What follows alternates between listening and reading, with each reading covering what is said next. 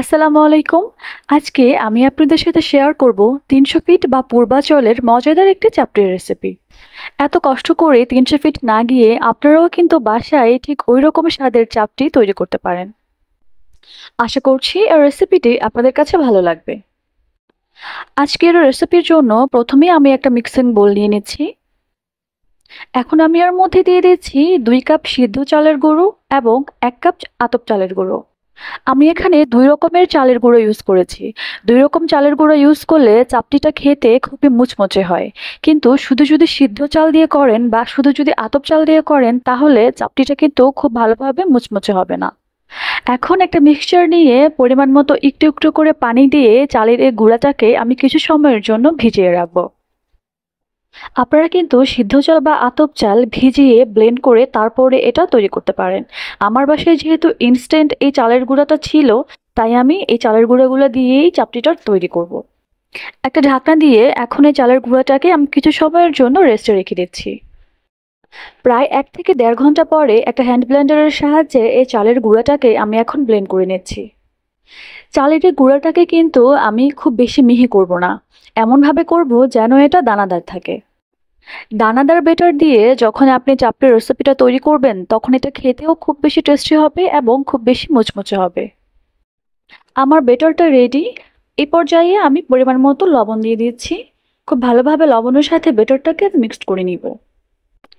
বেটারের কনসিস্টেন্সিটা আপনারা দেখতেই পাচ্ছেন কতটা পারফেক্ট হয়েছে।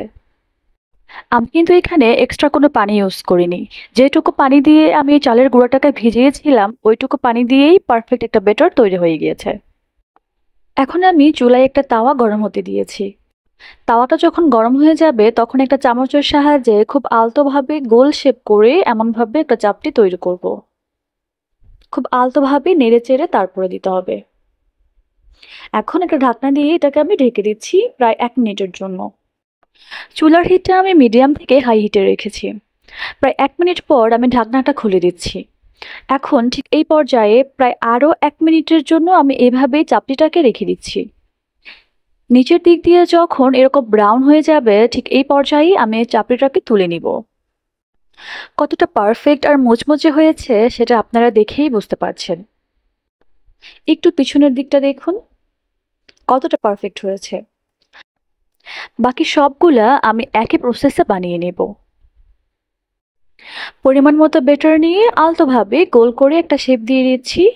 ঢাকনা দিয়ে ১ মিনিটের জন্য আমি এখন ঢেকে দিচ্ছি। ঠিক ১ মিনিট পর ঢাকনা তুলে দিচ্ছি। এখন আরও ১ মিনিটের জন্য এভাবেই রেখে দিব। ১ মিনিট পর যখন এরকম ব্রাউন কালার হয়ে যাবে ঠিক তখন আমি এটা তুলে নিচ্ছি। কতটা মুচমুচে হয়েছে সেটা দেখেই বোঝা যাচ্ছে। আমার সবগুলো চাপটি রেডি। এখন আমি ভর্তা দিয়ে এটাকে পরিবেশন করছি।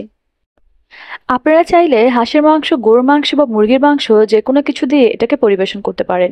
আশা করছি আজকের এই রেসিপিটা আপনাদের কাছে ভালো লেগেছে। যদি ভালো লেগে থাকে তাহলে একটা লাইক, কমেন্ট এবং শেয়ার দিয়ে আমার পাশে থাকবেন। Thanks for watching.